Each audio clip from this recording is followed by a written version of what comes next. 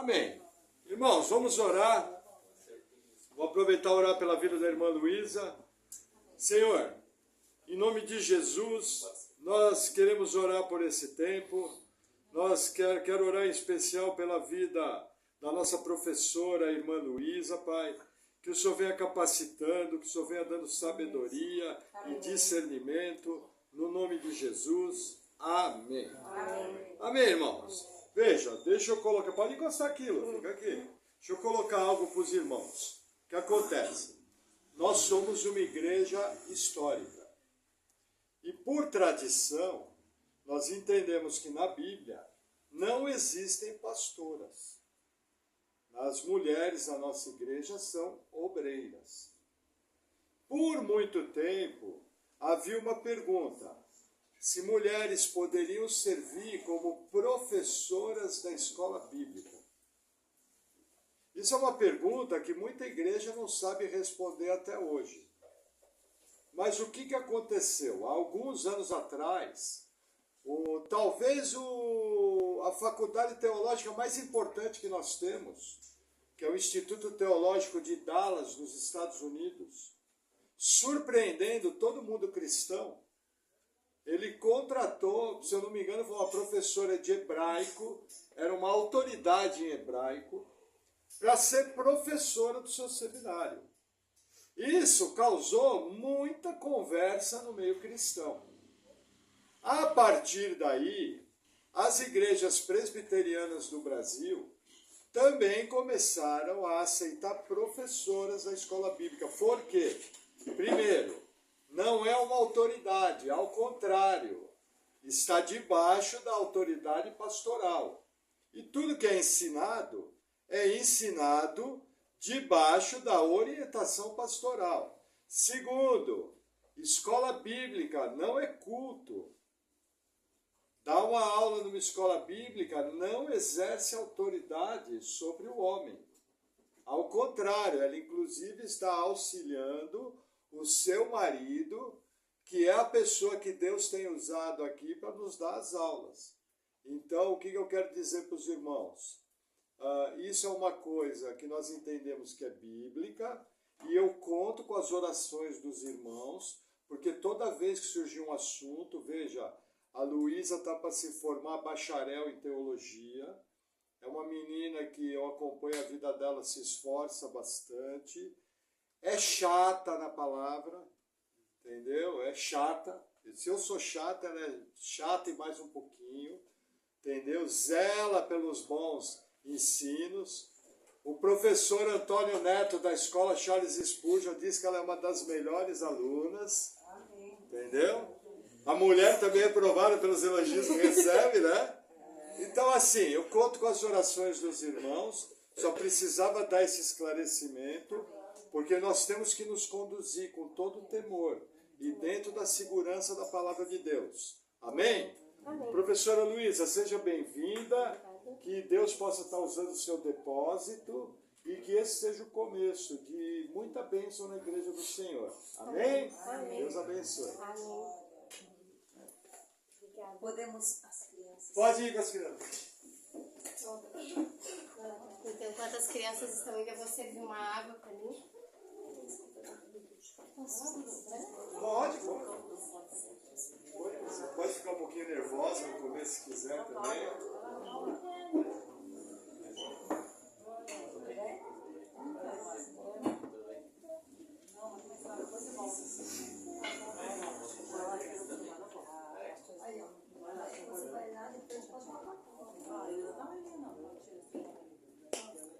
Então vamos lá, pessoal.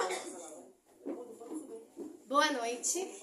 Meu pai já me apresentou, mas pode se apresentar, posso me sua apresentar professora Luísa. novamente. Meu nome é Luísa. Sou casada com o Erasmo, sou mãe do Benjamin. E é um privilégio poder dar uma aula dessas, mas ao mesmo tempo que é um privilégio, eu me sinto com uma grande responsabilidade, porque a gente não está falando sobre design, tecnologia, a gente está falando acerca da palavra de Deus.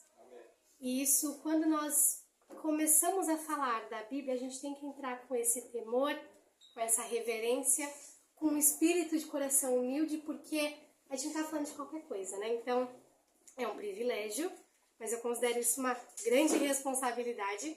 E digo amém à oração que o Pai fez, que o Senhor nos capacite, capacite a mim, capacite a vocês, para a gente conseguir entender tudo que vai ser falado nessa aula.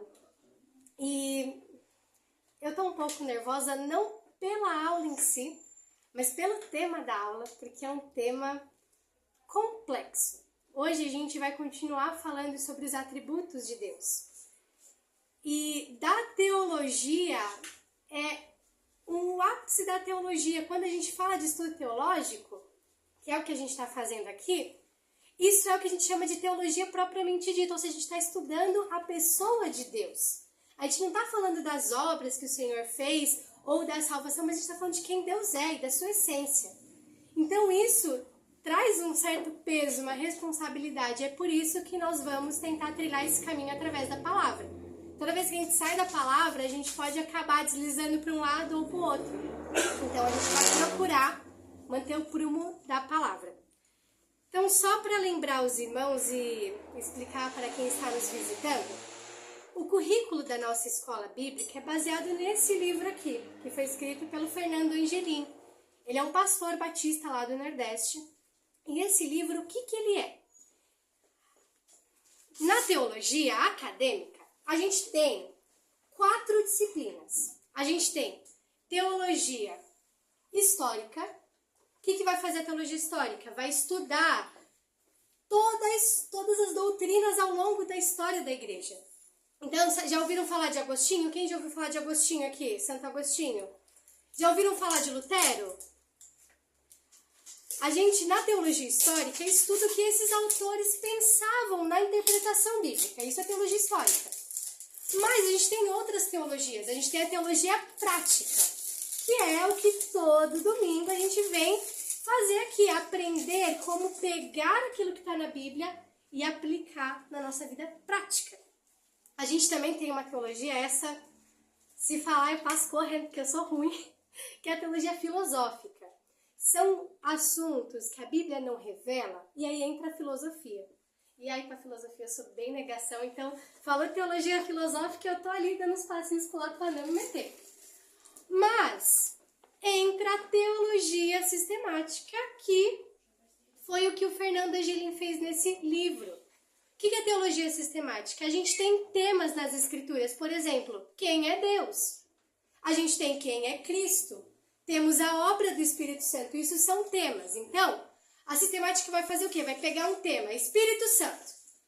Ao invés de eu olhar cada texto e fazer uma análise dos textos, eu vou juntar todos os textos sobre o Espírito Santo e vou sistematizar. Eu vou organizar para entender melhor quem é o Espírito Santo. Assim com todas as doutrinas. Só que isso aqui é um resumo disso aqui, ó. É o que a gente chama de teologia sistemática completa. São 10 doutrinas explicadas de forma exaustiva. Como nós não queremos ser acadêmicos aqui, o nosso querido pastor Fernando Angelim fez um excelente trabalho de fazer o quê? Pegar o que é principal, aquilo que é fundamental para que a gente seja edificado na fé. Então é isso que a gente está fazendo aqui. E existe ele está facilitando a nossa vida para a gente conseguir compreender o que é a Bíblia, por onde Deus se revela, quem é Deus, quem é o homem, é isso que ele está fazendo. Mas, como ontem a gente também falou sobre crianças, eu quero deixar uma recomendação. A mesma coisa que esse autor fez aqui nesse livro que a gente está usando, a Pão Diário fez aqui para crianças. Então, os assuntos que a gente está estudando aqui, eles fizeram uma mini teologia sistemática para criança. Então, se vocês gostarem do assunto, quiserem que seus filhos aprendam a mesma coisa que vocês estão aprendendo aqui, vocês podem consultar materiais como esse, que eu uso para o Benjamin. Porque explica de forma fácil aquilo que a gente está aprendendo aqui nessas aulas de EBD. Então, é uma recomendação, pode falar. Deixa eu falar uma coisa, eu estou em contato com essa empresa, provavelmente eu vou começar a distribuir as bíblias deles. E aí eu vou ter acesso ao material. Orem por isso. Se isso vier a acontecer, inclusive eu vou ter esse material num preço mais acessível. Eu normalmente, para os irmãos da igreja, eu tenho hora de fazer um desconto bom para dar acesso ao material. Entendeu? Então, olha até por isso para dar certo. Tá? Esse material ele é muito bom e a gente usa para aula das crianças aqui também. Ele é bem mastigado, fica mais fácil de entender. Mas vamos lá. A gente está falando, desde o começo da nossa EBD, que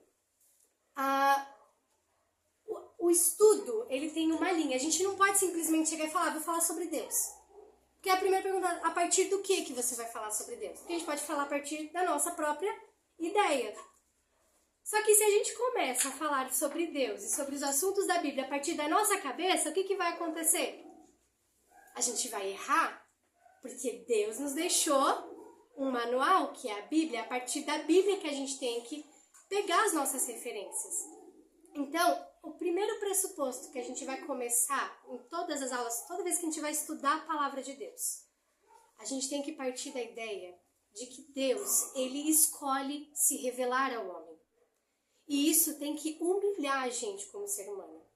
Porque se Deus não quisesse se revelar a nós, a gente não saberia nada sobre ele. Porque Deus é muito maior do que a nossa compreensão. Então, quando a gente entra para fazer um estudo bíblico, entra para fazer um estudo sistemático, a gente tem que lembrar, eu só sei o que eu sei porque Deus quis, porque Ele quis mostrar na palavra. Então a gente tem que, esse sentimento que tem que surgir é de humildade. A gente não pode entrar estudando a Bíblia com presunção, porque quem nós somos perto de Deus? Então a gente precisa entrar com esse coração humilde para fazer qualquer tipo de estudo. E o que a gente aprendeu ao longo das aulas que o meu esposo Erasmo deu? A gente aprendeu que Deus ele se revela. Primeiro, ele se revela na natureza. Então, o ser humano, sem a palavra de Deus, ele pode olhar para a natureza e falar, nossa, complexo. Uma formiguinha, por menor que seja, ela é complexa. É através da natureza que a gente percebe que existe um Criador por trás.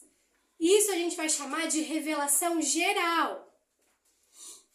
Só que na revelação geral eu não consigo saber quem é o Criador das coisas. Se eu fosse só pela revelação geral, eu não saberia o caráter de Deus. Eu não saberia o que Ele deseja das suas criaturas. Então é por isso que a gente precisa de uma revelação especial, que é a Bíblia. Então, a partir da Bíblia que nós conhecemos profundamente quem que é o nosso Deus. Fora da Bíblia a gente não vai ter noção nenhuma. É a partir da palavra que ele revela. É por isso que a gente começou lá no comecinho, se vocês quiserem olhar no livro de vocês, o primeiro capítulo é valorize a sua Bíblia, porque é a partir da Bíblia que a gente tem a revelação do caráter de Deus. A gente não consegue olhar para a natureza e tirar alguma coisa da natureza, um padrão moral da natureza. E é por isso que a gente está gastando tempo falando primeiro da Bíblia e agora a gente vai falar da teontologia. A gente usou esse termo difícil, gente. Teontologia é o estudo da pessoa de Deus. Então, no meio acadêmico a gente usa esse nome, mas nada mais é do que o estudo sobre Deus. Então eu vou pedir para vocês abrirem na página 38, por gentileza, do nosso livro.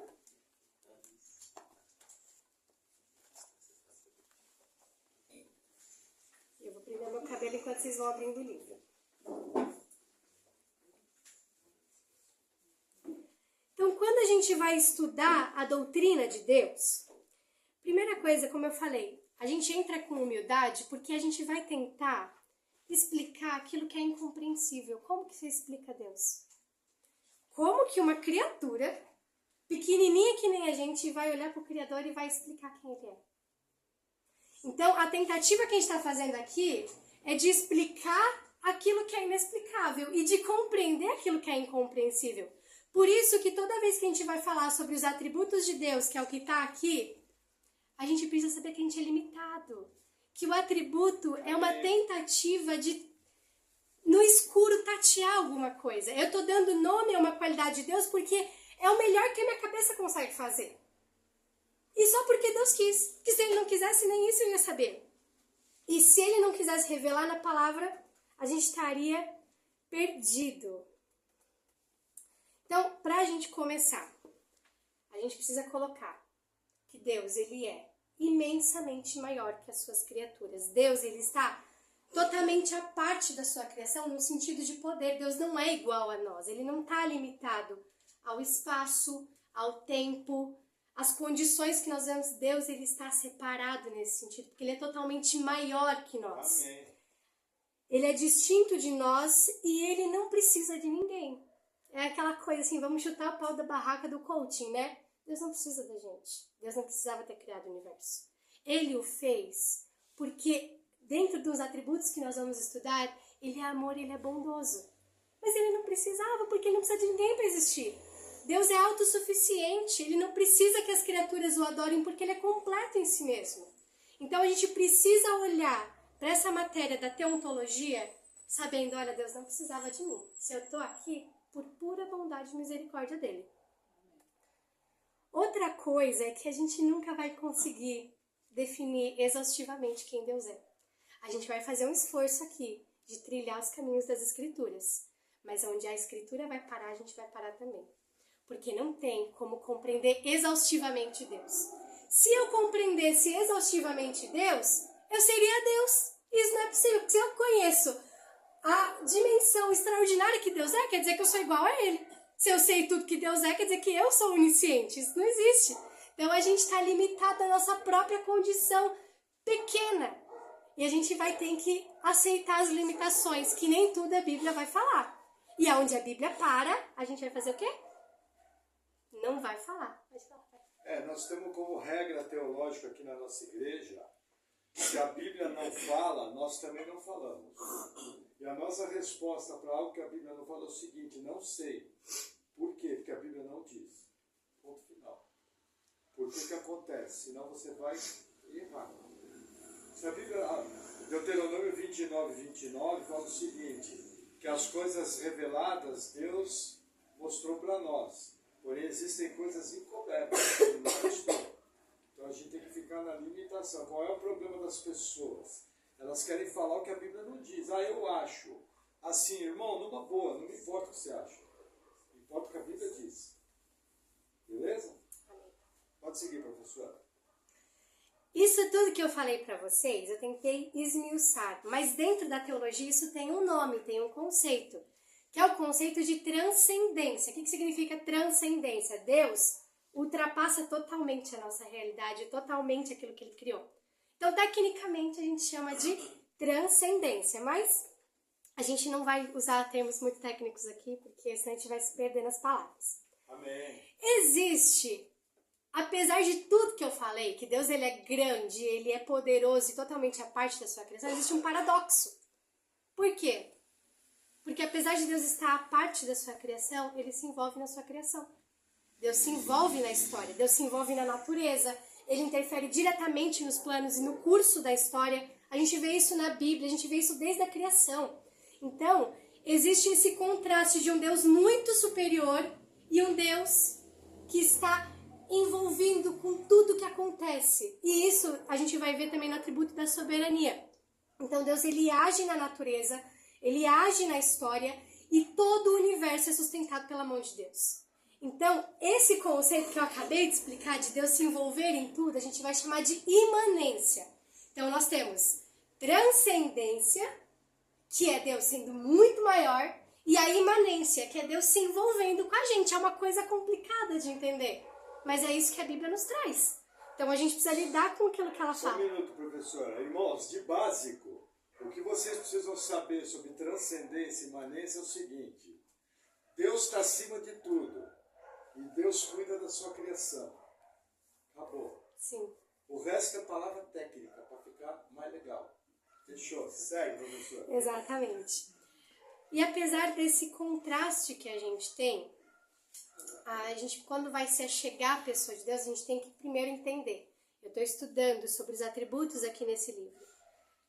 Quando eu falo que algo tem um atributo, algo tem uma qualidade, significa que isso é um ser com características. Então Deus, diferente daquilo que as religiões pregam por aí, Deus ele não é um espírito neutro que está ali balançando no universo. Não. Deus, ele é um ser pessoal que tem características. Vamos pensar aqui, vou pegar meu marido de exemplo porque eu conheço ele melhor. Vamos pensar aqui no Erasmo como uma pessoa. O Erasmo como pessoa tem características que são dele. Por exemplo, vou falar da minha parte aquilo que eu penso dele. Ele é inteligente. Mas significa que o Erasmo ele é totalmente inteligente? Não, porque o Erasmo está em constante mudança, o Erasmo está avançando, então ele é inteligente, mas ele não é totalmente inteligente. Só que quando a gente fala de Deus, tudo aquilo que Deus diz que ele é totalmente. Porque ele não é uma criatura mutável que precisa se aperfeiçoar. Se Deus diz que ele é justo, ele é totalmente justo. Se ele diz que ele é amor, ele é totalmente amor. E quando a gente chega para falar dos atributos, isso começa a gerar algumas tensões. Porque a gente vai ver que Deus ele é justo, mas ele é misericordioso. Ele é totalmente santo, mas ele é bondoso. Então a gente vai perceber essas tensões ao longo do nosso estudo. E vocês vão perceber que a gente vai ter que lidar com a realidade que a Bíblia fala. Porque se a Bíblia falou, tá dito. E a gente vai apenas aceitar. Então quando a gente está chegando à pessoa de Deus para estudar ele, a gente precisa entender que ele é perfeito na sua totalidade. Tudo aquilo que ele diz que é, ele é. E ele não mente. Não existe sombra de variação para isso.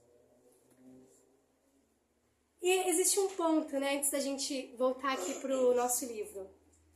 Por que é importante estudar a pessoa de Deus? Porque facilmente a gente cria ídolos. O que a gente mais vê por aí são pessoas pegando apenas um atributo de Deus e enfatizando ele. Por exemplo, Deus é amor, então vamos pecar que Deus é amor. Tá tudo bem. Tem outras pessoas que são exatamente o oposto. Deus é justo, vai queimar todo mundo no fogo do inferno. Quando a gente pega um atributo só de Deus, ou uma imagem que a gente cria na cabeça, a gente constrói um ídolo. Sabe qual que é o perigo? É que a gente vai estar adorando um Deus que não é o Deus da Bíblia. Você não vai estar adorando o Deus verdadeiro. Então, conhecer a Deus, se preocupar com aquilo que a Bíblia diz sobre os atributos dele, vai te livrar da idolatria. Porque senão você pode estar idolatrando um Deus que não existe. Então, a gente vai construir um Deus a partir da nossa própria imagem. E isso é muito perigoso. Então, vamos lá. Vamos para a página 38. Eu vou pedir para um irmão com uma voz forte ler ali no item 3 da página 38, começar ali com o único Deus. Alguém, por favor, Claudir. Os atributos de Deus. O único Deus verdadeiro tem atributos que devemos conhecer. Dentre estes, muitos conhecem o amor, que de fato é muito importante. Mas se pensarmos somente nesse atributo, independentemente dos outros, podemos acabar tendo uma noção equivocada da divindade, achando que ele é como o gênio da lâmpada, alguém que só serve para realizar nossos desejos, pensando que nele não há juízo, não há santidade, não há critérios, só amor cego. Por isso, conhecê-lo melhor é necessário compreendermos também os outros atributos. Dentre estas qualidades inerentes do ser divino, podemos destacar que Deus é... Fechou até aí que a gente vai voltar nos atributos. Obrigada, irmão. Então, gente, a gente começou com a palavra atributo, né? O atributo de Deus, os atributos de Deus. Então, o que é um atributo que a gente está estudando? Um atributo é uma característica perfeita do caráter de Deus. E o atributo, ele é revelado na Bíblia. Não tem como a gente dizer algo que a Bíblia não diz sobre Deus, porque senão a gente vai estar construindo um ídolo. Então, os atributos de Deus vão mostrar como Deus é como pessoa, mas não só como ele é, como ele se relaciona com os outros, porque Deus é uma pessoa e pessoas têm relacionamentos. Então, Deus se relaciona na Trindade e se relaciona com os seres humanos. O que media esses relacionamentos são os atributos de Deus. Então, além deles mostrarem quem Deus é, os atributos vão mostrar o padrão moral que o Deus tem. Aponta para um padrão perfeito. E como eu falei, se Deus diz que ele é alguma coisa, ele é totalmente alguma coisa.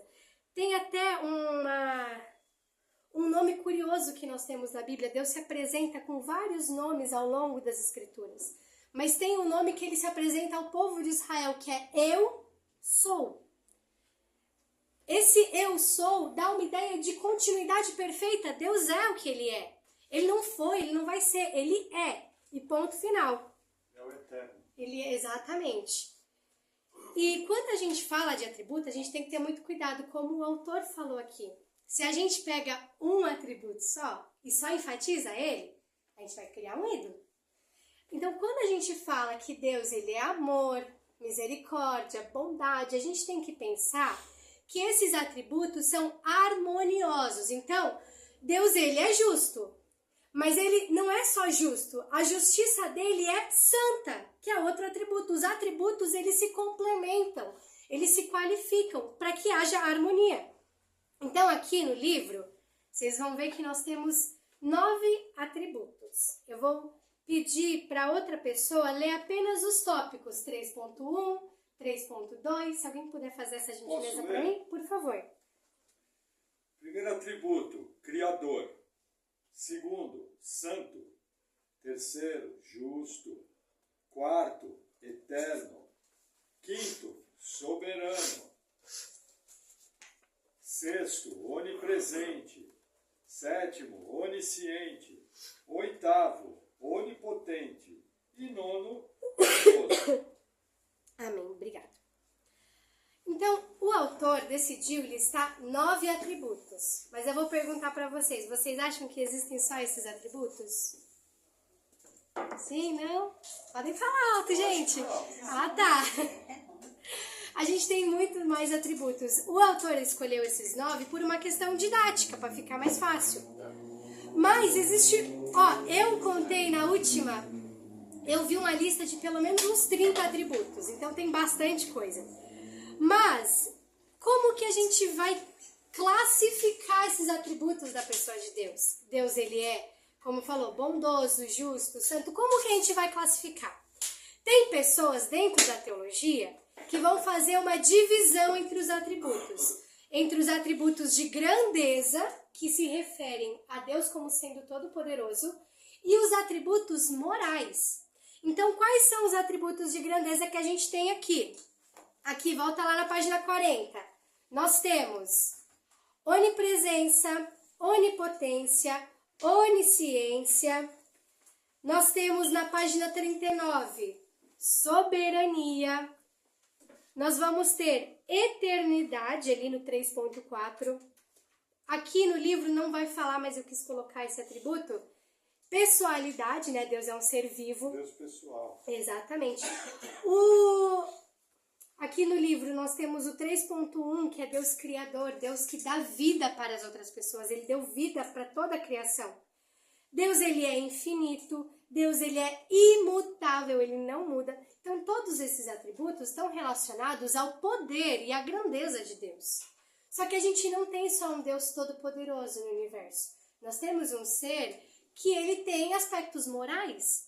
Nós temos um Deus que ele é totalmente santo, totalmente reto, totalmente justo, verdadeiro, fiel, benevolente. Então, esses atributos, eles são a gente separa eles para ficar mais didático, para ficar mais claro, para nossa pequenez, nosso diminuto cérebro, conseguir entender um pouquinho de quem Deus é. Mas existe também uma outra forma de classificar os atributos, e essa eu acho a mais legal, porque dá muita... É engraçado, eu vou contar para vocês quando chegar na hora. Mas a gente tem os atributos incomunicáveis de Deus, que só Deus tem. E nós temos os atributos que Deus tem, e Ele permite que a humanidade tenha também. Quer ver um caso claro? Deus é um Deus criador. A gente também cria. A gente também constrói as coisas. Deus, ele comunicou uma parte do seu atributo quando ele fez o ser humano, porque o ser humano é feito à imagem e semelhança. Então, existem coisas que pertencem a Deus na sua plenitude, mas que Deus divide um pouco com o homem, mas de forma limitada. O homem pode criar algo totalmente do zero, sem matéria nenhuma? Só Deus é totalmente criador. Mas ele comunicou o aspecto dele para nós. Outro atributo que a gente pode ver, Deus ele é justo. A gente tem conceito de justiça no mundo? Sim. É deturpado? Muito. Mas a gente ainda tem um conceito limitado de justiça. Então, os atributos de Deus, alguns deles são comunicáveis para os homens. Mas tem uns que Deus não divide com ninguém, porque são referentes à sua glória. E Deus não divide a sua glória com ninguém. Então, a grandeza dele, ele não vai dividir com o ser humano. E quais que são os atributos incomunicáveis, os atributos que ele não divide com ninguém? Autoexistência. Deus, ele é um Deus independente. Alguém aqui é independente? Ninguém consegue ser. Deus é o único que não depende da existência de ninguém. Ele nem precisava criar o universo. Então, ele é um ser autoexistente. E ele não deixa ninguém mais ser autoexistente. Outra coisa que Deus é e só ele é, imutável. Essa eu nem vou falar, né, gente? Porque a gente muda de um dia para o outro, a gente já pensou 1000 coisas, já tem opinião diferente. Deus, ele não divide isso. Nós somos mutáveis. E, em um lado, é até que positivo, porque a gente sabe que nós somos corrompidos pelo pecado. E se nós fôssemos somente pelo pecado, a gente estaria condenado. Mas Deus nos salva e nos muda. Então, a imutabilidade não está compartilhada com a gente. Outra coisa, soberania. Alguém aqui é soberano? A gente consegue controlar o que vai acontecer amanhã no trânsito?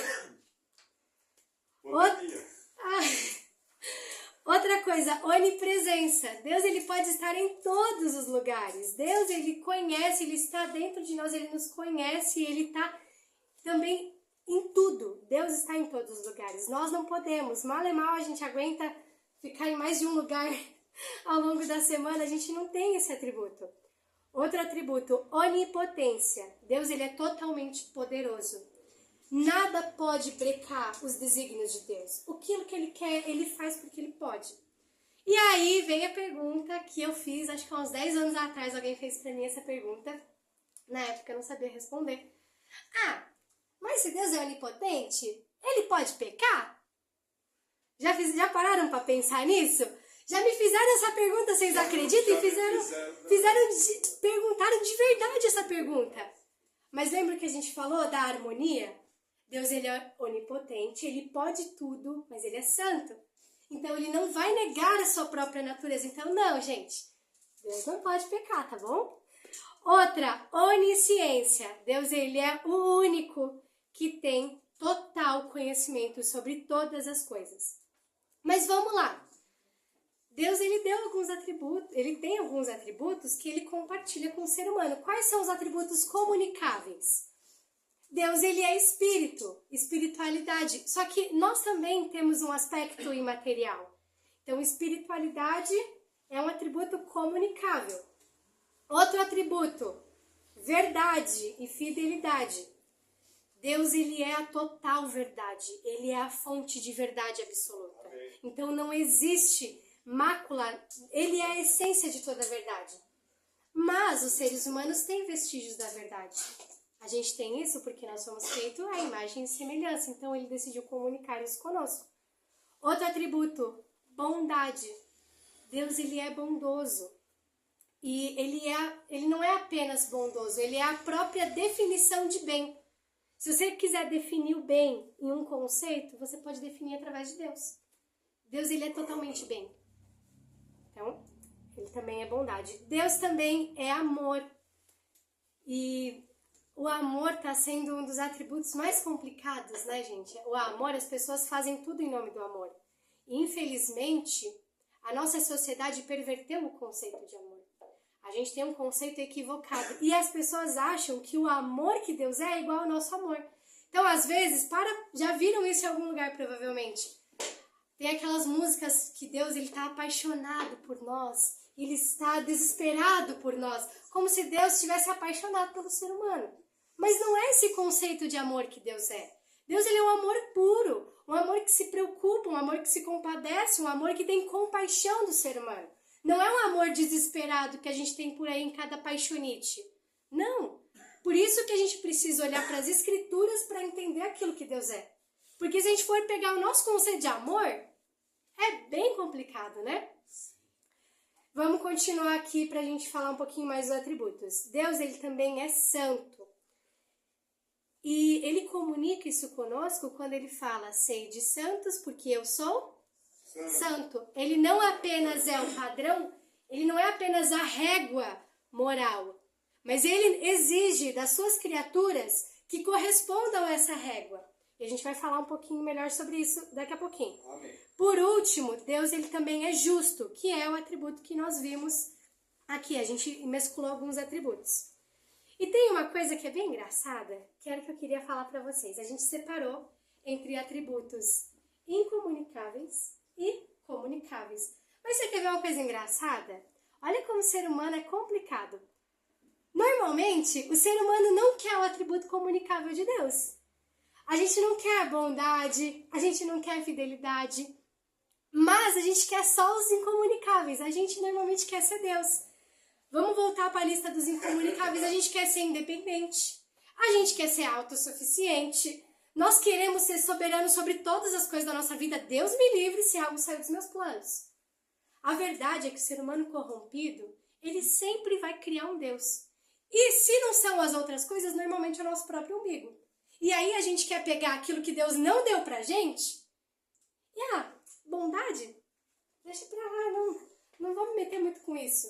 Então a gente precisa cuidar dentro da presunção humana para não tentar ser aquilo que Deus não quer que a gente seja. E quando a gente conhece quem Deus é, e quando a gente conhece o caráter de Deus, o nosso caráter é transformado também. Amém. Quando nós conhecemos que Deus, ele é um Deus justo, e eu entendo que eu sou um ser humano totalmente pecaminoso e depravado, essa verdade choca. E deveria chocar, porque é um problema. Eu tenho um Deus criador que está exigindo um padrão moral, mas eu sou um Deus criador e eu sou um pecador aqui. Como que a gente vai conectar essas verdades? Isso deveria nos assustar. Se não te assusta, tem algum problema. Se você é um pecador e está olhando para a grandeza de Deus e está tudo bem, então a gente tem que ficar atento a isso, mas a gente vai falar sobre como resolver esse problema. Então, como que a gente tem que reagir quando a gente vê os atributos de Deus que nós temos listados aqui? Primeira coisa, a gente precisa ficar deslumbrado. Nós precisamos olhar para Deus e falar, uau, que Deus grande, amém, que Deus poderoso, que maravilhoso que Ele é. É isso que um atributo de Deus tem que gerar em nós. Nós precisamos ficar pasmos, porque Ele é imenso. Amém. E quando a gente olha para a grandeza de Deus, a gente precisa não apenas ficar vislumbrado, mas louvar a Ele pela sua grandeza. E é engraçado porque Paulo, não sei se vocês já leram alguma carta de Paulo, mas Paulo é um teólogo, né? O apóstolo Paulo, ele é um teólogo. Amém. E você percebe que ele começa toda a carta fazendo o quê? Profundidade. Ele começa, a teologia de Paulo resulta num tratado teológico? Você acha que Paulo escreveu uma sistemática desse tamanho aqui? A teologia de Paulo sempre leva ele a louvar ele nas cartas. Pega lá Colossenses, pega Efésios. Essas cartas começam com um hino de adoração. Toda teologia, todo conhecimento de Deus tem que nos levar a louvar Ele de todo o coração, de toda a nossa força, porque é a única forma que a gente consegue responder a um Deus grande como esse. Então a gente precisa ficar não apenas deslumbrado, mas com essa vontade de louvá-lo e glorificá-lo. Outra coisa que o conhecimento de Deus tem que nos trazer é temor. Amém. Deus é um Deus onisciente. O Erasmo falou isso na última aula. Deus conhece você por inteiro. Tem gente que fala, ai, Deus me conhece. Gente, isso me assusta. Deus conhece seu pensamento ruim. Deus está lá quando você está pecando. Então, conhecimento de Deus e o atributo dele tem que nos gerar temor. Gente, Deus é santo. Como que eu estou pecando, sabendo que é pecado e eu não estou com temor? Então, isso precisa... Deus sabe que ele vai por mal. Outra coisa é que o conhecimento de Deus ele tem que gerar mais amor a Deus. Nós precisamos olhar para quem Ele é e amá-lo mais. Amém. Além disso, quando a gente olha para os atributos de Deus, nós precisamos olhar com um sentimento de gratidão. Porque Deus, ele é perfeito. Ele poderia fulminar o ser humano a partir do momento que ele pecou, porque Deus é justo. Mas por causa do atributo da misericórdia, ele traça um plano de salvação. Então, isso tem que gerar em nós profunda gratidão a Deus. Amém. E eu gostaria que alguém fosse ler na página 41, por gentileza.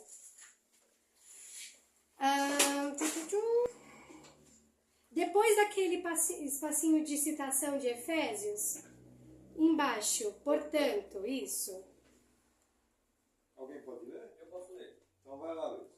Portanto, por causa da misericórdia e amor, Deus preparou um plano redentor para a salvação de pecadores, sem anular a sua justiça, por meio do sacrifício do seu Filho, para ele mesmo ser justo e o justificador daquele que tem fé em Jesus. Romanos 3, 26. Assim, mostrará nos séculos vindouros a suprema riqueza de sua graça em bondade para conosco em Cristo. Amém, obrigada. Quando o ser humano, lá no Jardim do Éden, desobedeceu a Deus, o ser humano, ele não pecou contra uma coisa que Deus pensa. O ser humano, ele pecou contra quem Deus é. Todo pecado que eu cometo não é um pecado contra um padrão moral, é um pecado que ofende o próprio Deus, ofende o caráter de Deus. Amém. Então, isso nos torna réus de juízo. A gente sabe, através da palavra, que o salário do pecado é a morte. É a morte porque nós não estamos ofendendo uma lei, nós estamos ofendendo o Deus que nos criou. Então, a gente merecia ser fulminados. Mas, por Deus ser harmônico dentro dos seus atributos, a gente tem um escape. Lembra que eu falei da transcendência e da imanência, que foi o que o pai falou? Resumindo, Deus ele é totalmente acima da sua criação, obrigado, mas ele também se envolve. A maior prova disso aconteceu quando o próprio Deus irrompeu na história do ser humano para corrigir a besteira que a gente fez lá no Éden. Então, a imanência, ou seja, Deus se envolvendo na história, se juntou com a grandeza dele através da pessoa de Cristo aqui. E é por causa de toda a harmonia dos atributos que hoje a gente consegue entender o plano de salvação melhor. O plano de salvação de Deus não é Jesus te ama. Jesus te ama porque você é bonitinho. Deus gosta muito de você e está muito triste porque você está longe. Não. O plano de Deus, ele passa, como o próprio autor falou e o Luiz leu para nós, por uma série de manifestações dos atributos. Deus, ele é justo, ele tem que moer o pecador, porque o pecador o ofendeu. Mas na sua completude, por conta da sua bondade e misericórdia, Deus, ele traçou um plano. Ele traçou um plano perfeito para que a gente tivesse reconciliação. Amém. Mas a salvação, ela não vem de graça. A gente costuma pensar que Deus, perdoei ele, o Erasmo. Fiz um estalar de dedos e o Erasmo está purificado. Não, Deus não pode fazer isso. Ele é totalmente justo. Imagina eu chegar num tribunal, pegar um homicida e aí o juiz declara esse homicida inocente. Quem ia ficar feliz com isso? Se o juiz humano não vai fazer isso, quem dirá o juiz de toda a terra e de todo o universo? Então Deus, através dos seus atributos, ele também concilia o plano de salvação. Deus, ele tem que moer alguém. Ele tem que moer a Luciana, ele tem que me moer, tem que moer o Erasmo, ele tinha que moer todo mundo aqui. Mas ele não faz. Amém. Ele não faz porque o outro atributo dele, que é a bondade, que é o último atributo que a gente viu aqui, opera. A misericórdia dele sobressai sobre o juízo dele. E através da sua misericórdia, ele cria um plano. Alguém teve que pagar o preço. Alguém teve que ser surrado lá na cruz para satisfazer o atributo justiça. Esse alguém foi Cristo. E Cristo nos substituiu lá na cruz. Agora, Deus ele não está desrespeitando nenhum atributo. Quando eu me achego a Deus, não é porque Deus estralou os dedos e me achou boazinha, não. É porque ao invés dele ver a Luísa pecadora, depravada, suja de pecado, ele vê quem? Cristo na frente. Cristo nos substitui. E ele é o totalmente justo, porque Cristo é Deus. Então é através dessa harmonia dos atributos que a gente tem o plano de salvação acontecendo.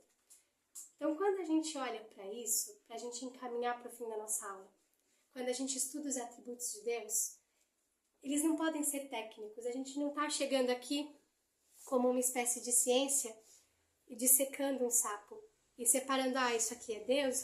Não. A gente tem que chegar com profunda humildade e profunda gratidão. Porque é por causa do ser que ele é, na sua completude, é que hoje a gente está aqui. É que hoje a gente vai prestar um culto. E hoje nós vamos louvar a ele, por causa da salvação que ele operou. Amém? Amém. Alguém tem alguma dúvida, alguma questão?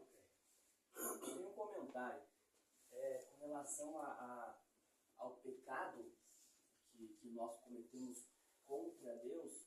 Eu também entendo e faço um paralelo nesse entendimento com relação ao que está escrito a blasfêmia contra o Espírito Santo não há perdão.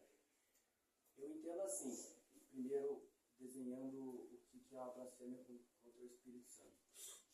Para mim, eu tenho o meu espírito ali dentro de mim dizendo alguma coisa por conta da natureza pecaminosa. Eu tenho essas orientações deturpadas e me levam a cometer erro, mas Deus, através do Senhor Jesus Cristo e do Espírito Santo, ele tem essa moralidade, digamos assim, sempre tentando me corrigir e tal. E quando o meu raciocínio, a minha mente, ou seja, o meu espírito, blasfema contra essa orientação justa e correta que é do Espírito Santo, fala, pai, eu tenho que xingar mesmo, eu tenho que maltratar mesmo, quem me maltratou tem que maltratar. E aquele Espírito Santo, através das Escrituras, através de um irmão, te orientando, não, tem que dar outra face, entendeu? O Espírito Santo te orientando e tal. Quando você blasfema contra isso, não quer isso, não tem como consertar, não tem como o Espírito Santo se voltar para você, porque você não quer realmente.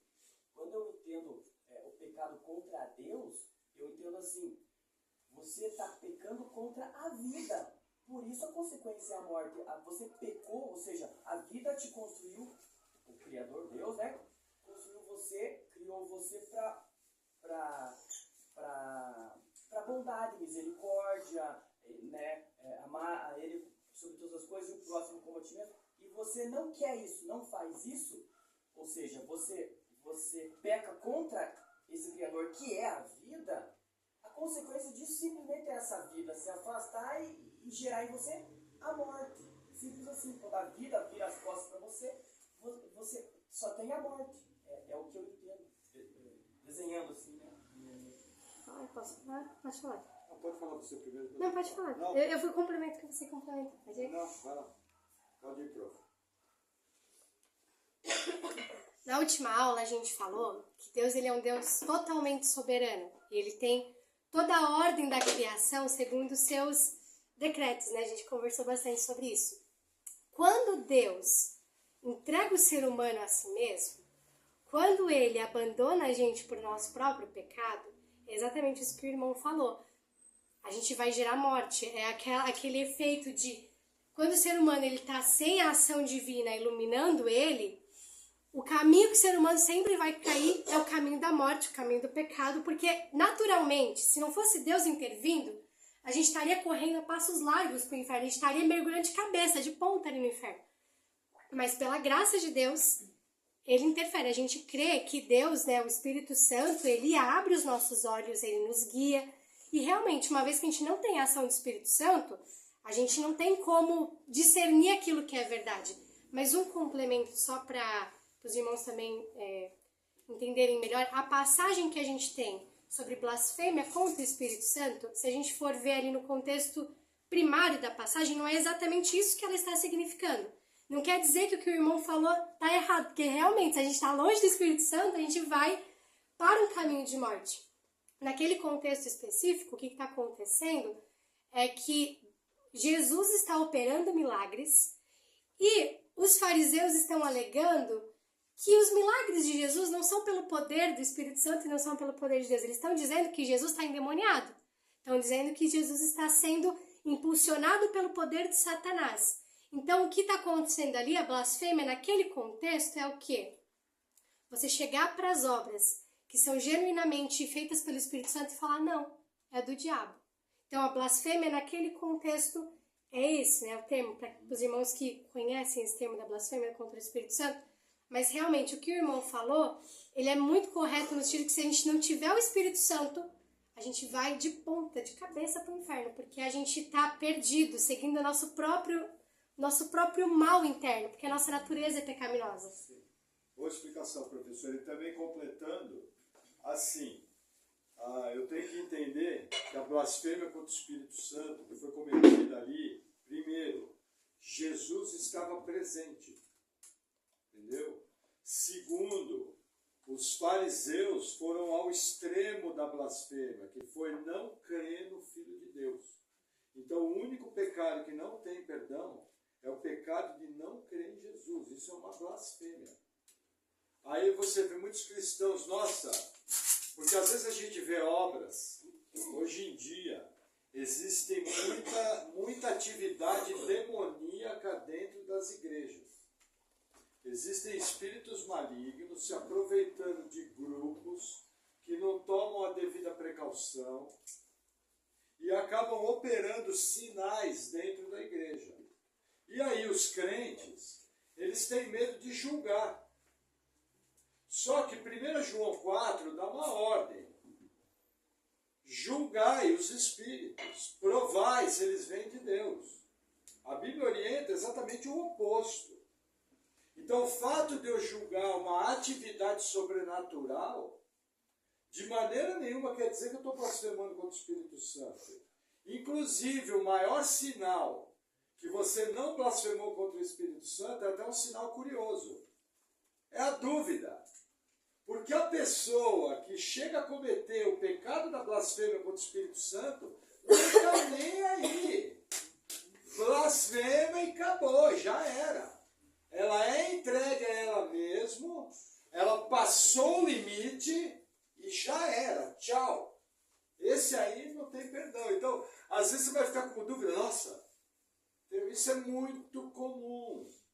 Então, a nossa responsabilidade é, de maneira bíblica, julgar todas as atividades sobrenaturais. Porque também o oposto é verdadeiro. O Espírito Santo opera maravilhas. Nós temos um Deus que cura, nós temos um Deus que dá dons à sua igreja, nós temos um Deus que trabalha na edificação da sua igreja, e nós temos principalmente um Deus que tirou esse coração cabeludo de pedra que nós temos e colocou um coração de carne, nos dando o presente do novo nascimento. E através disso nós somos capazes de amar e a servir a Deus. Amém? Amém. Amém. Só vê se tem mais alguma pergunta e encerrar, que eu tenho um comunicado para fazer para a igreja. Alguém tem mais alguma dúvida? Depois que o pastor falou.